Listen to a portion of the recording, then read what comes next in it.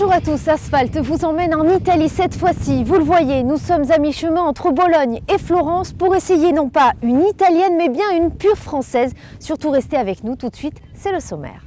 Au sommaire de cette émission, nous ferons l'essai du dernier SUV lancé par la marque au Lyon, le Peugeot 3008. Plus qu'un nouveau véhicule, le SUV du constructeur s'apprête à briser véritablement les codes de l'automobile.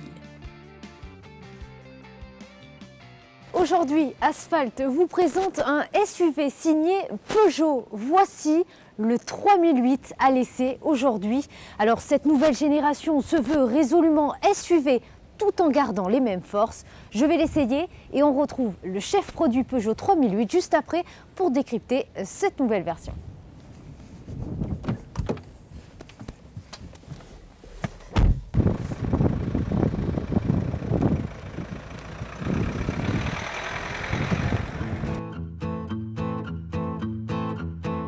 Quando ti guardo io non resisto ai tuoi occhi così blu, tu non mi guardi io non resisto e continuo a cadere giù, tu non mi guardi io non resisto e continuo a cadere giù, quando ti guardo quasi sparisco dentro a quegli occhioni blu, tu non mi guardi io non so respirare più, quando ti guardo in tutto il mondo ci sei solo tu.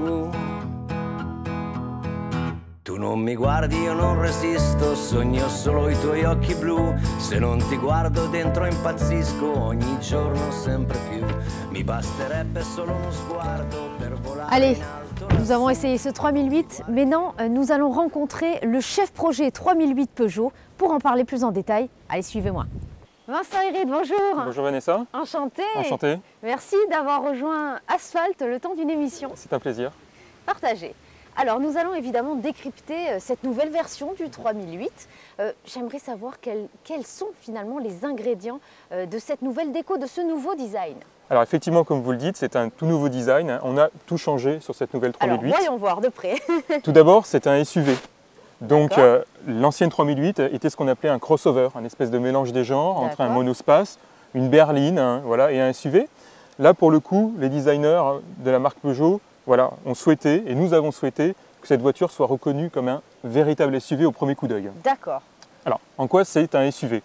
Déjà, tout d'abord, le capot. C'est un capot qui est devenu très horizontal, très long. Ok. Voilà, alors que l'autre était davantage dans la continuité du pare-brise.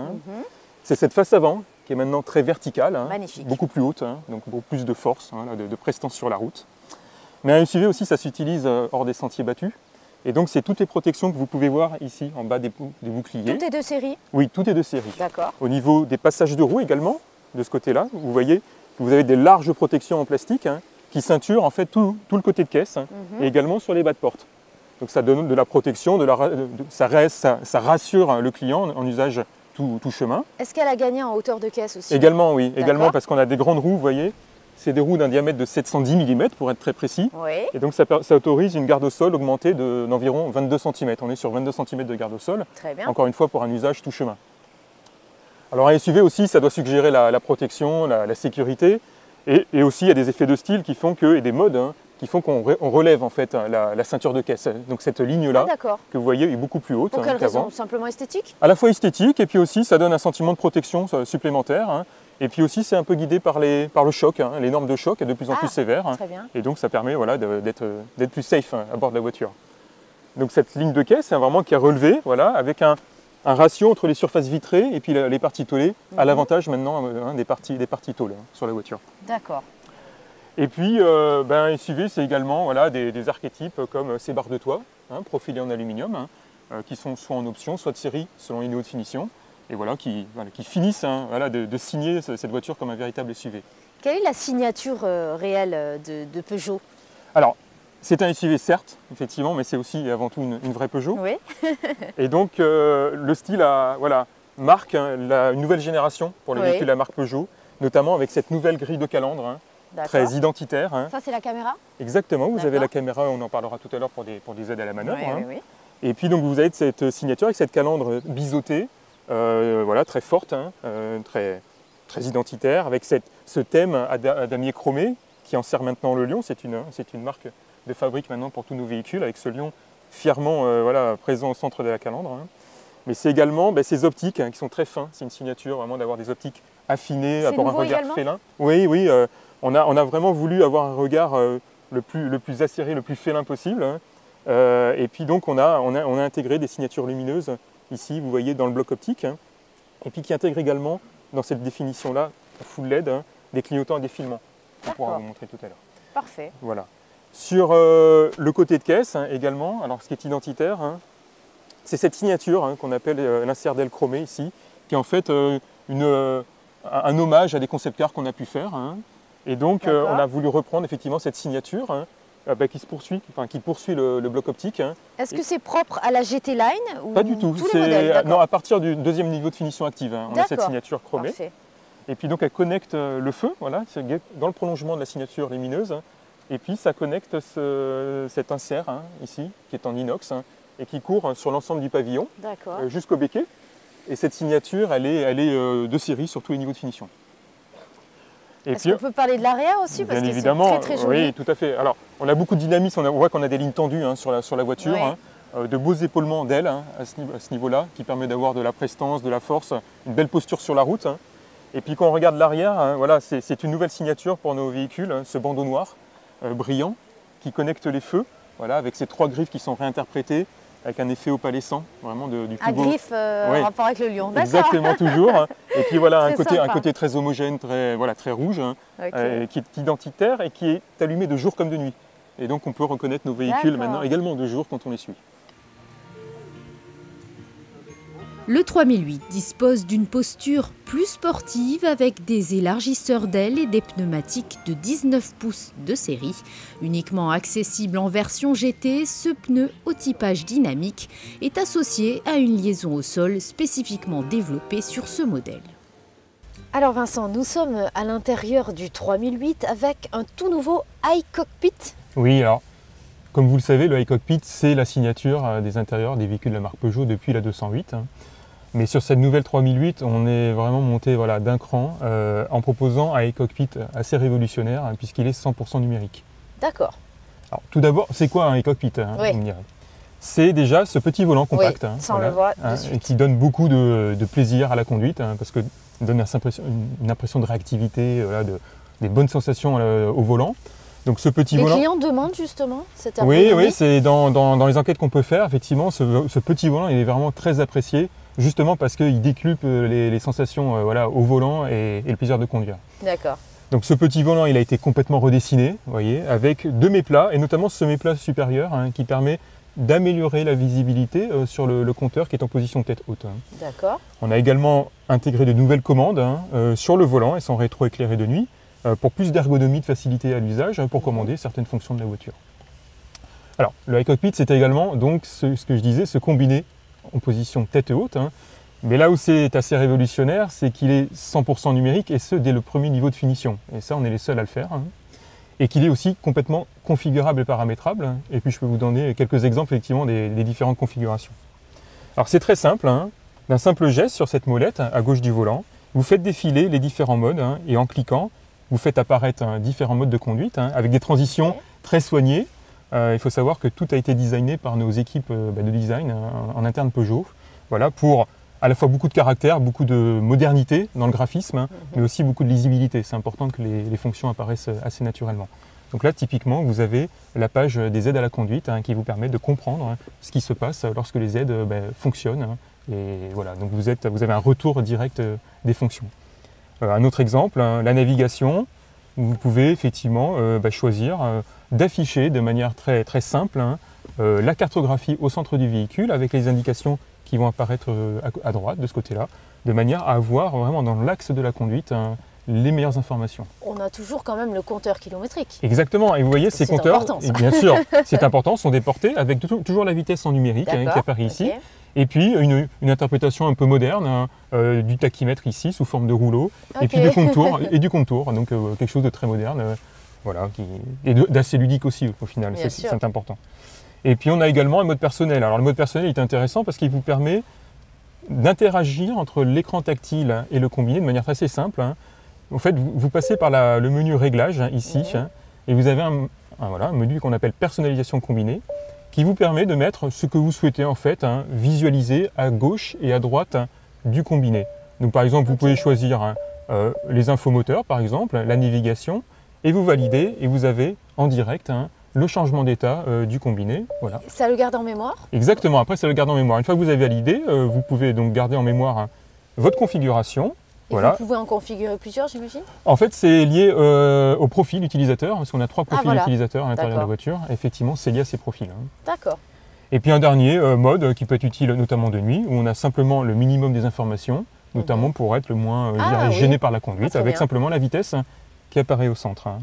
Et je fais le tour du cadran, sans mauvais jeu de mots, et on va revenir sur la configuration classique véhicule avec des cadrans. D'accord.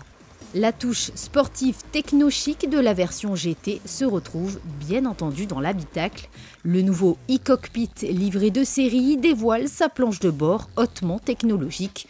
L'ambiance intérieure s'appuie donc sur une foule de petits détails démontrant le savoir-faire de la marque en matière de bien-être et de valorisation. Passons aux choses sérieuses et qui m'intéressent particulièrement, les moteurs. Oui. Quels sont les différents types de motorisation sur 3008? Alors on a une très large gamme de motorisations dès le lancement, avec 3 motorisations essence et 5 en diesel. Alors en essence, on bénéficie de toute la technologie du groupe PSA, avec notamment 2 propositions en PureTech, donc le 3 cylindres essence, de 130 chevaux, qui a été d'ailleurs réélu moteur de l'année dans sa catégorie de puissance. Ça c'est important de le souligner. Exactement. Et donc on l'a en boîte mécanique, 6 rapports, et en boîte automatique avec la très performante boîte EAT6, qui équipe également donc, la version haut de gamme essence, qui est un 1,6 litre THP de 165 chevaux. Alors 165 chevaux, est-ce que c'est suffisant justement pour ce genre de véhicule?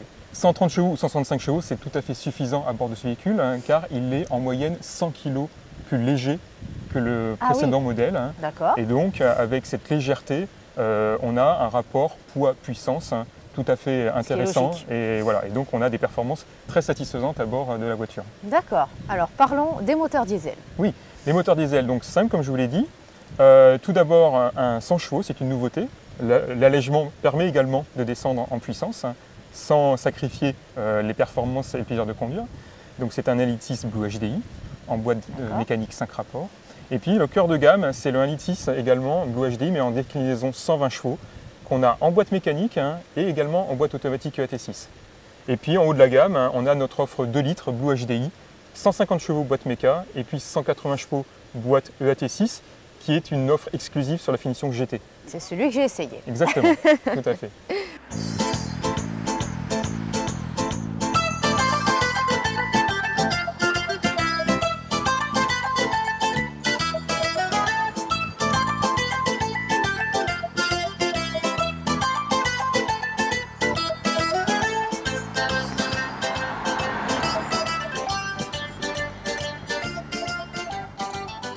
Vous l'aurez compris, le moteur de la GT est exclusif.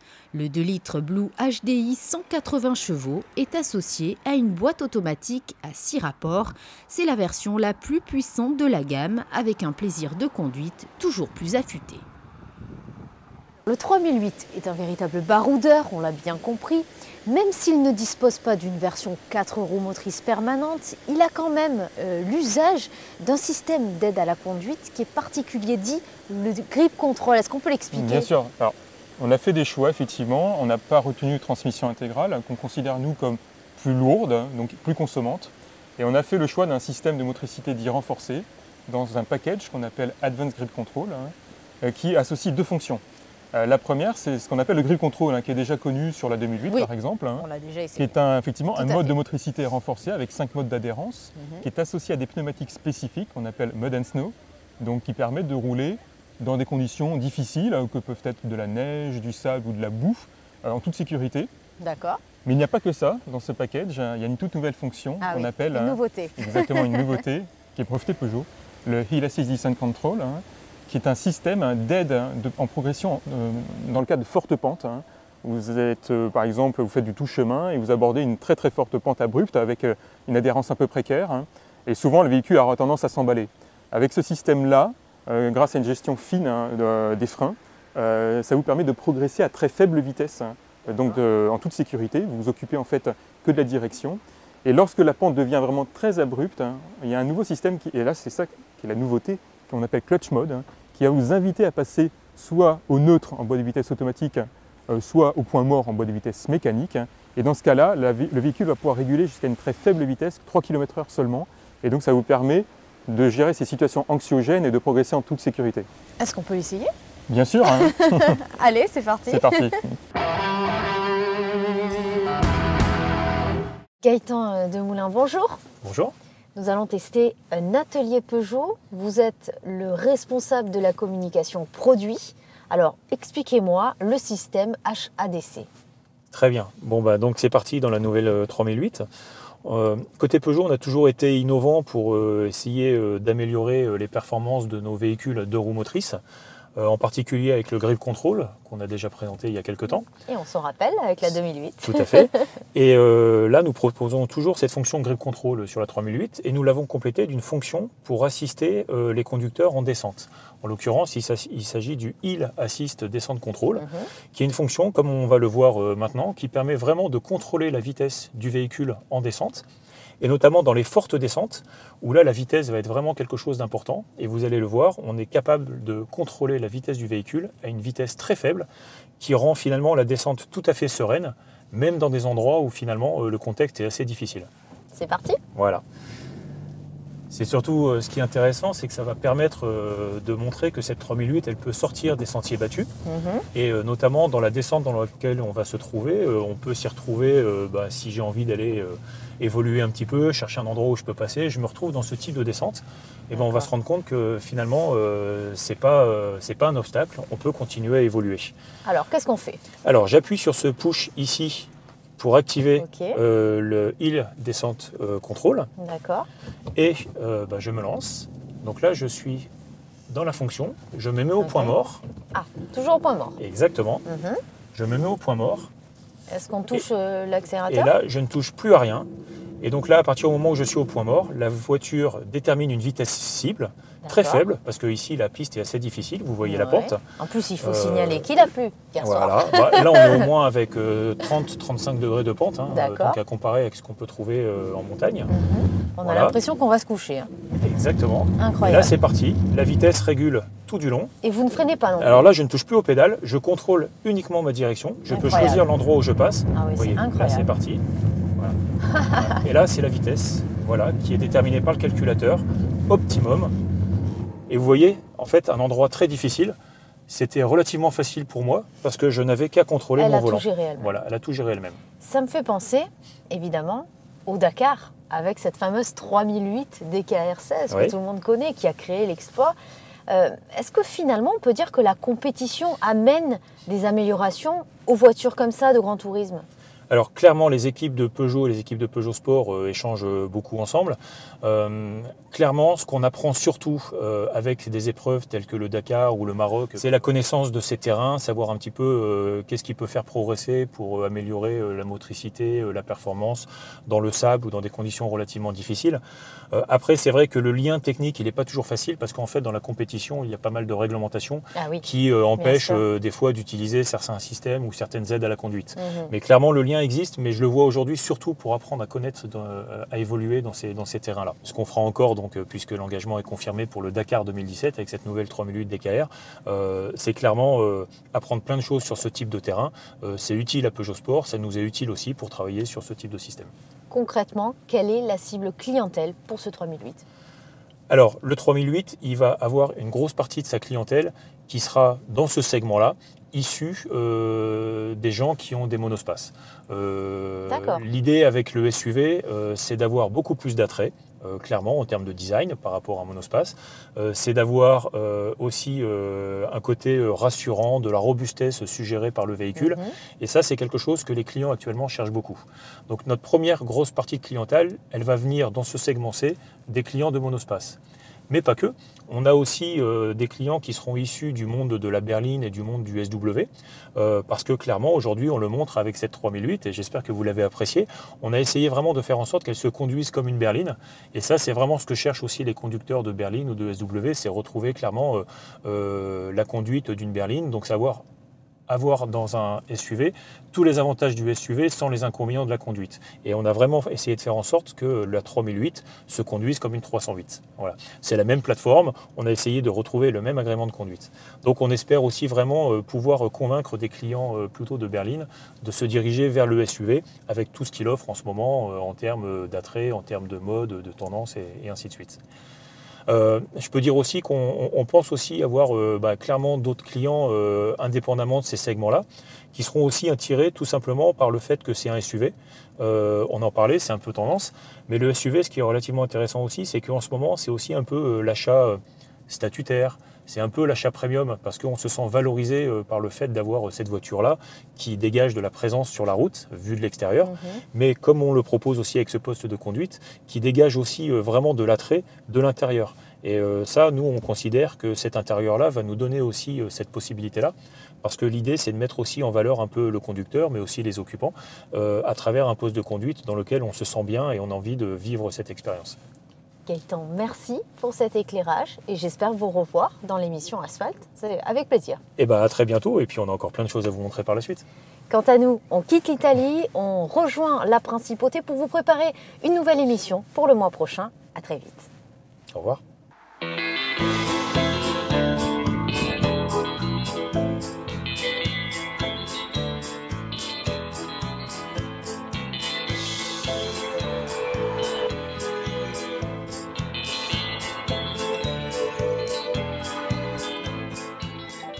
La nouvelle Peugeot 3008 affiche l'ambition de procurer à ses occupants des sensations dynamiques avec une ambiance chic et raffinée. Totalement relancé sur le plan économique, le constructeur au Lyon entend frapper un grand coup avec le lancement de ce véhicule phare destiné à concurrencer le Renault Kadjar.